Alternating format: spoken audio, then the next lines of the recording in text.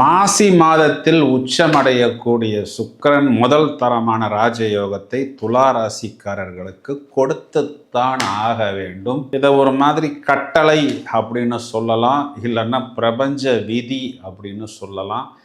ஏன் அப்படின்னா துலா ராசிக்காரர்களுக்கு அவங்களுடைய ராசியாதிபதியே உச்சமடைய போகிறார். திரும்பவும் இந்த மாதிரி ராசியாதிபதி உச்சமடைகிறதுக்கு இன்னும் 1 வருடம் இவர்கள் வெயிட் பண்ணணும். இதை இன்னொரு ஆங்கிளில் பார்த்தோம் அப்படின்னா, இங்கு 8ஆம் அதிபதி 6ஆம் வீட்டுக்கு வந்து தொடர்பு கொள்வதே விபரீத ராஜ யோகம்னு மூல நூட்களில் சொல்லப்படுகிறது. இது நடைமுறைக்கும் ஒத்து வருகிறது. ஏன்னா 8ஆம் அதிபதி 8க்கு 11ங்கிற லாபத்துக்கு வந்து இந்த இடத்தில் அவர் உச்சமடைகிறார். இப்போ இதுக்கு முன்னாடி துலா ராசிக்காரர்களுக்கு 12ஆம் இடத்துல கேது வந்து நிறைய மெடிக்கல் செலவுகள் எல்லாம் கொடுத்து, சார் என்கிட்ட எதுவுமே இல்லை, மிச்சம் ஃபுல்லாக தீர்ந்து போயிடுச்சு, டோட்டலாக காலி ஆயிடுச்சு, இப்படி நல்லா வருத்தப்படக்கூடிய நபர்களுக்கு ஒரு பக்கத்தில் குரு பார்வை, இன்னொரு பக்கத்தில் ராசியாதிபதி உச்சம், இன்னொரு பக்கத்தில் அதே 6ஆம் இடத்தில்